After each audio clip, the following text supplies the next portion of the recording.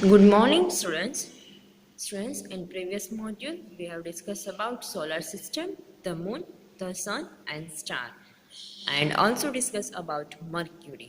Right तो हम planet के बारे में स्टडी कर रहे थे, उसमें हमने फर्स्ट प्लैनेट के बारे में स्टडी किया था. आज हम रेस्ट ऑफ द प्लैनेट है उसके बारे में स्टडी करेंगे. सेकेंड प्लैनेट है वीनस, उसको शुक्र भी बोला जाता है. वीनस पूरी सोलर सिस्टम में एक ब्राइटेस्ट प्लैनेट है, right, due to presence of cloudy atmosphere, right. और ऑलमोस्ट वो 3/4 सन की लाइट है वो रिफ्लेक्ट करता है. ये अर्थ का क्लोजेस्ट प्लैनेट है, अर्थ की सेम साइज का है, प्लस आपने ऐसे देख सकते हो ये हॉट प्लैनेट है, right, much hotter then mercury, right, because high level of carbon dioxide present in atmosphere, right, that cause a heating due to greenhouse effect. ये विजिबल होता है 1 to 3 hours before sunrises in eastern sky and 1 to 3 hours after sunset in western sky, right. इसीलिए उसको morning and evening star पे बोला जाता है. It does not have a natural satellite, इसके पास नेचुरल सैटेलाइट नहीं है, राइट. वीनस के भी मून के कैसे फेजेस थे, सेम वैसे वीनस भी अपने फेजेस शो करते हैं. उसमें सबसे जो ब्राइटेस्ट होता है वो क्रिसेंट फेज होता है. नेक्स्ट, राइट, अर्थ, जिसको पृथ्वी भी बोला जाता है. अर्थ एक ऐसा प्लैनेट है सोलर सिस्टम में जहाँ पर लाइफ एग्जिस्ट होती है, right. Earth is the right distance from sun, so वहाँ पे special environmental condition, right temperature, right water, suitable atmosphere and blanket of ozone layer present होता है, राइट. इसीलिए ही लाइफ पॉसिबल होती है.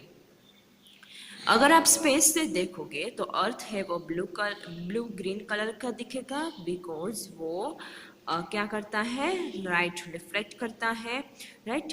Blue green in colour due to reflection of light from water and land mass and water में से light reflect करेगा उसकी surface, जो अर्थ की सरफेस है वहाँ से, इसीलिए वो ब्लू ग्रीन कलर का दिखता है, राइट.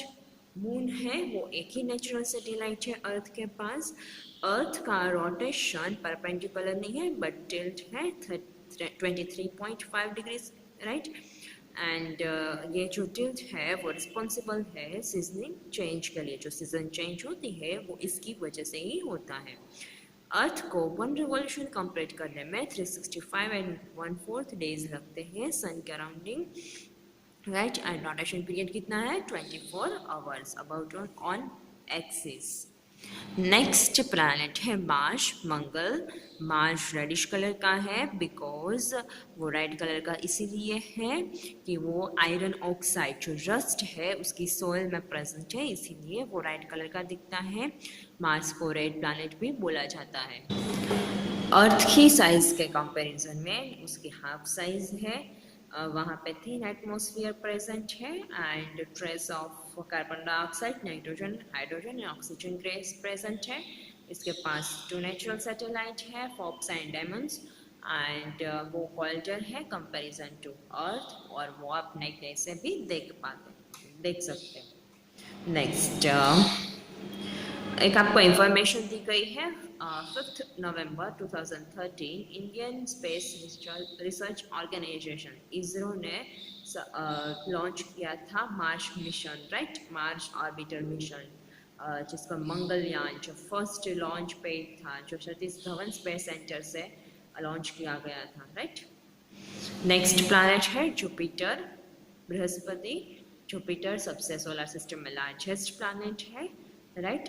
मास का जुपिटर अर्थ के कंपैरिजन में 318 टाइम्स बड़ा है, राइट.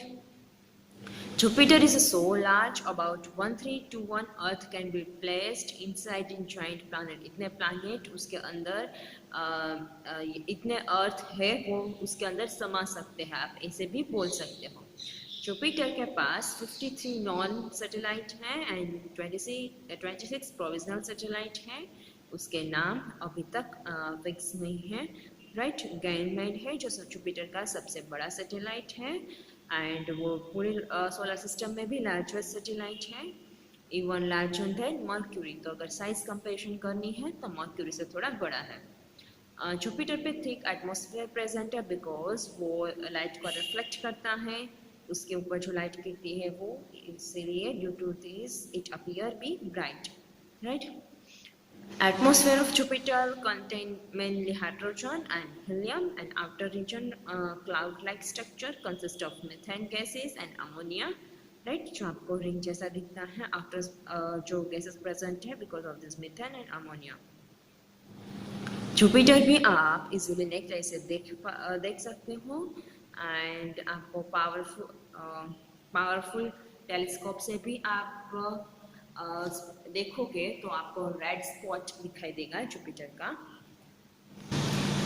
जुपिटर में भी रिंग सिस्टम प्रेजेंट है। ये जो आपको स्पॉट दिखाई देता है जब आप टेलीस्कोप से देखोगे, एक्चुअली वो जाइंट स्टॉर्म है जो that has been ranging for years. Next planet है सैटर्न, सनी। Saturn most visible and beautiful ring present होती है, मोस्ट विजिबल प्लैनेट है, एंड उसमें भी रिंग सिस्टम प्रेजेंट होती है।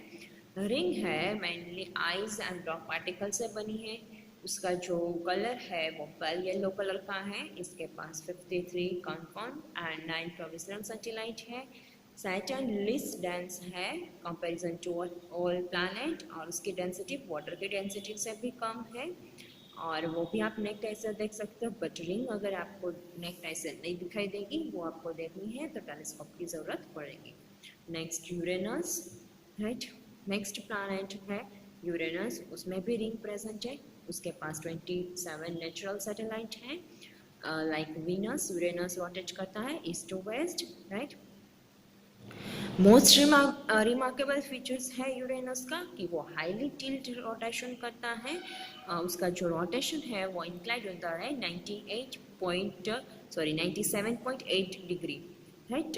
इट मीन्स कि वो ऑलमोस्ट साइड से रोटेट करता है। अर्थ है वो स्पिन लाइक रोटेट करता है, टॉप कैसे रोटेट करता है, बट देखो यूरेनस है वो बॉल कैसे ऐसे ऐसे रोटेट करेगा, साइड से वो ऐसे रोटेट करता है। नेक्स्ट प्लैनेट है नेपच्यून। नेपच्यून के पास भी रिंग सिस्टम प्रेजेंट है, और वो आपको नेक टाइप से नहीं दिखाई देगा अर्थ पे से। उसको देखने के लिए नाइट में टेलीस्कोप की ज़रूरत पड़ती है। वो बहुत फार है सन से, इसलिए वहाँ पे कोल्ड एनवायरनमेंट प्रेजेंट है, एंड मैक्सिमम रिवॉल्यूशन लगता है सन के अराउंडिंग रिवॉल्व करने का टाइम पीरियड है वो ज़्यादा है। वहाँ पर भी नेपच्यून में भी स्टॉर्म लाइक वहाँ पर भी स्टॉर्म लाइक स्ट्रक्चर प्रेजेंट है। इसके पास 13 नेचुरल सैटेलाइट है एंड 1 प्रोविजनल सैटेलाइट है। Next draft planet Pluto. 24 August 2016 international astronomical union give a new definition of term planet. उसने 2016 में प्लैनेट की कुछ नई डेफिनेशन दी गई थी। According to this definition, celestial body should meet a following condition. जो celestial body है उसको ये condition follow करनी पड़ती है। तो उसको अगर planet में classify करना है तो ये 3 condition fulfill होनी चाहिए। फर्स्ट कंडीशन है it must orbit around the sun. Planet अगर है तो सन के अराउंडिंग ऑर्बिट करना चाहिए। It must have a sufficient mass on its own gravity can hold it into nearly spherical shape, और उसके पास सफिशिएंट मास होना चाहिए प्लस की ग्रेविटी होना चाहिए जो सबको होल्ड करके रखे, राइट। नियरली स्फेरिकल शेप होना चाहिए। It must have clear neighbourhood around its orbit, right. और उसके ऑर्बिट के अराउंडिंग क्लियर जो नेबरहुड होना, जो प्लैनेट्स कैसे सीरीज में दिए गए हैं तो वो भी होने चाहिए, राइट। तो यहाँ पे प्लूटो के लिए first and second condition fulfil होती थी, बट थर्ड कंडीशन फुलफिल नहीं होती थी, इसलिए उसको ड्राफ्ट प्लैनेट में काउंट किया गया। Pluto could not be considered as a planet because it failed to meet last condition and now classified as a draft planet.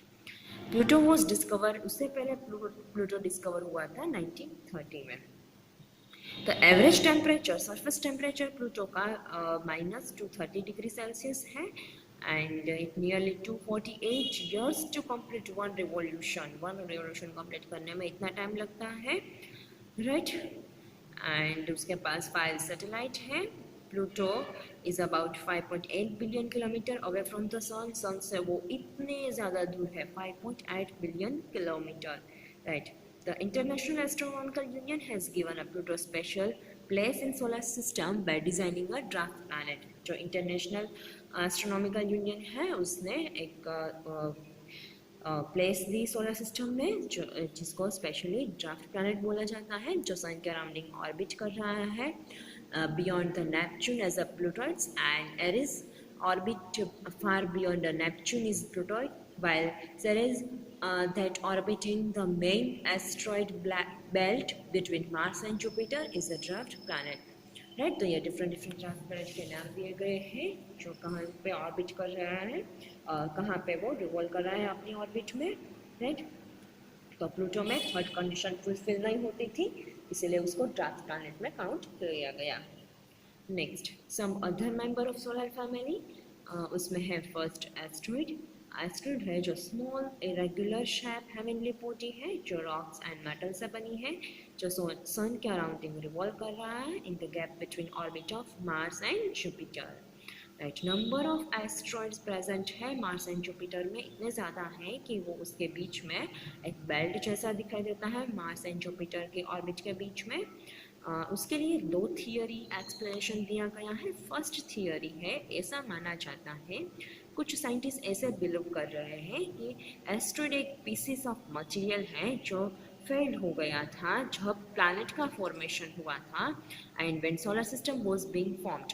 देखो, ऐसा माना जाता है कि साइंटिस्ट ऐसे मानते हैं कि ये एक पीस ऑफ मटेरियल है that failed to come together to form a planet when solar system. जब सोलर सिस्टम का फॉर्मेशन हुआ था तब जब प्लैनेट बने थे तो ये क्या हो गया था, फेल हो गया था बिकॉज हमने कंडीशन में क्या देखा कि उसकी खुद की ग्रेविटी होना चाहिए, राइट. तो वो एक प्लैनेट जब सोलर सिस्टम बन रही थी तो वो प्लैनेट के फॉर्मेशन उसका नहीं हुआ. सम साइंटिस्ट ऐसा बिलीव करते हैं कि एस्ट्रॉइड है वो पीस ऑफ लार्ज प्लैनेट है that went close to Jupiter and Mars and broke up by its gravitational pull. ये एक प्लैनेट है बट वो जब जुपिटर एंड मार्स के ऑर्बिट के बीच में जब रिवॉल्व करते हैं तब ग्रेविटेशनल पुल की वजह से वो ब्रेक हो गया, राइट. तो टू थियोरी आपको यहाँ पे दी गई है. एस्ट्रॉइड देखने के लिए टेलीस्कोप की ज़रूरत पड़ती है. So many asteroids are present between Mars and Jupiter, right. वो उसका जो बेल्ट है वो फ्यू मीटर से 100 किलोमीटर उसकी विड्थ प्रेजेंट होती है. सरफेस है एस्ट्रॉइड्स का वो फुल ऑफ क्रेटर्स प्रेजेंट है indicating the impact of meteorites, right. वो किसकी वजह से है, मेटेराइट्स की वजह से. नेक्स्ट है comet.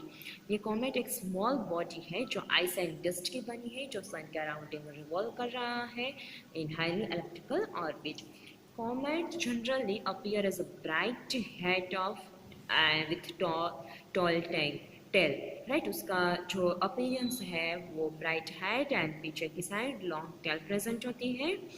Comet is approaches the sun, it gets heat and leaves behind a stream of hot and glowing gases and dust particle.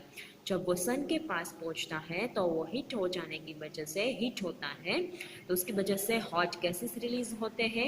जो ये हॉट गैसेस रिलीज होते हैं वो आपको टेल के फॉर्म में दिखाई देते हैं, right. Gases and dust particle release होते हैं जब वो सन से स्ट्राइक होगा तब, सन के पास पहुंचेगा तब. This is appear as a tail. Tail of comet always point away the sun. Sun जो टेल है वो सन से ऑपोजिट डायरेक्शन में प्रेजेंट होती है. The length of tail grow as size as it approach the sun. जितना वो सन के पास जाएगा उसकी टेल है वो बड़ी होती जाएगी. कुछ कॉमेट के नाम दिए गए हैं जो पीरियडिकली दिखाई देते हैं. हेलिस कॉमेट जो एवरी 76 ईयर्स के बाद दिखाई देता है. It is named after Edmund हेलिस.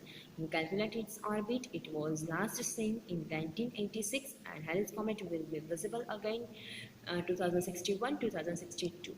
1986 में दिखाई दिया था, अभी 2061 2062 में दिखाई देगा. Next, meteoroid, meteor and meteorite.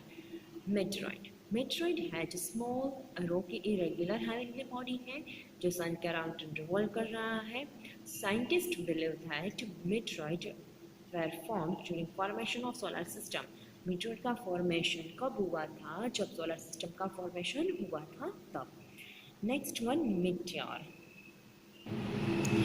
When meteoroids come close to planets such as Earth, the Earth gravitational pull them. जब meteoroid अर्थ के पास आएगा तब अर्थ ग्रेविटेशनल पुल है उसको अट्रैक्ट करेगा, पुल करेगा। As they enter the Earth atmosphere, जब वो अर्थ एटमोसफियर में एंटर होगा, they get heated because of friction of the air, तो वो हीट हो जाएगा अर्थ के एटमोसफियर में एंटर करेगा तब, राइट, एयर के फ्रिक्शन से, एंड वो बर्निंग होना स्टार्ट करेगा एंड लाइट इमिट करता है। As this burning meteoroid fall towards the Earth's surface, you see them as a bright streak of light in the sky. जब वो बर्निंग करेगा मेट्रॉइड और अर्थ के साइड फॉल कर अर्थ की सरफेस की साइड फॉलिंग करना स्टार्ट करेगा तो आपको स्काई में ब्राइट स्ट्रिक जैसा दिखाई देता है, राइट, जो हम शूटिंग स्टार भी बोलते हैं, right. Meteor meteor are burning meteoroid, meteor है वो बर्निंग मेट्रॉइड है that we seen as a bright streak of light that flash for a moment across the sky. Sky में flash for just a second के लिए streak जैसा, light का streak जैसा दिखाई देता है। Meteor also called shooting star, meteor को शूटिंग स्टार भी बोला जाता है। दो it is not really star, meteoroid is called shooting star because when you see from Earth, it look like a streak of starlight shooting across the night sky. ये इसको star इसीलिए बोला जाएगा बिकॉज आप अर्थ से देखोगे तो वो जस्ट स्ट्रिक ऑफ स्टारलाइट जैसा दिखाई देता है स्काई में, right. meteoroid burn completely before reach the surface of earth. meteoroid है वो completely burn हो जाएगा जब वो अर्थ की सरफेस में एंटर करेगा तब, right. Next, meteorite. Some large meteoroid fell to burn completely and strike the earth surface. कुछ meteoroid है जो बर्निंग जब अर्थ की सरफेस में एंटर करता है तो उसका कम्प्लीटली बर्निंग नहीं होता है, इसलिए वो अर्थ की सरफेस पर स्ट्राइक होता है। meteoroid that does not burn completely on entering the earth atmosphere and land on the earth surface it is known as a meteorite. And ये जो मेट्रॉइड है वो कम्प्लीटली बर्निंग नहीं होता है जब वो अर्थ की सरफेस में एंटर करता है तब, एंड वो earth and land on the earth surface is known as a meteorite, and वो अर्थ पे लैंड करेगा जिसको बोला जाएगा meteorite. Meteorite can create a large crater and lots of damage. Meteorite की वजह से अर्थ की सरफेस में क्रैटर्स भी हो जाएंगे एंड उसकी वजह से डैमेज भी हो सकता है। Craters on the Earth Moon have a result from meteorite hit. अर्थ का जो मून है जो नेचुरल सैटेलाइट है उस पर craters present है because of these meteorites, right? Because meteorites hit होते हैं इसकी वजह से हो गया है। Meteorites help scientists to investigating the nature of matter in outer space. मेटेरोराइट की वजह से साइंटिस्ट को हेल्प करने के लिए मिलता है, इन्वेस्टिगेशन करने के लिए मिलता है कि जो आउटर स्पेस है, राइट, वो उसमें कौन सी मैटर है, कौन से मैटर का बना है। नेक्स्ट आपको डिफरेंस दिया गया है मेट्योर एंड मेटेरोराइट्स का। मेट्योर कम्प्लीटली बर्न हो जाता है, मेटेरोराइट का कम्प्लीटली बर्निंग नहीं होता है। नेक्स्ट है साइज, इसकी साइज बहुत स्मॉल है कंपैरिजन टू मेटेराइट, इसकी साइज बड़ी है बिकॉज उसका कम्प्लीटली बर्निंग नहीं होता है। मेटेरोइड्स की वजह से, मेट्योर की वजह से कुछ डैमेज नहीं होता है, बट मेटेरोइड की वजह से क्रैटर्स होते हैं एंड अर्थ सरफेस पे लॉट्स ऑफ डैमेज भी होते हैं। यहाँ पे साइंटिफिक स्टडी पॉसिबल नहीं है बिकॉज कम्प्लीटली बर्निंग हो जाएगा, बट यहाँ पे साइंटिस्ट है वो they help the scientists to know about the nature of matter in outer space. मेटेराइट्स की वजह से साइंटिस्ट को हेल्प मिलती है कि आउटर स्पेस में कौन से मैटर प्रेजेंट है, उसका नेचर क्या है। नेक्स्ट है unit of measurement, alpha century and constellation and satellite के आर्टिफिशियल सैटेलाइट के बारे में नेक्स्ट मॉड्यूल में देखेंगे।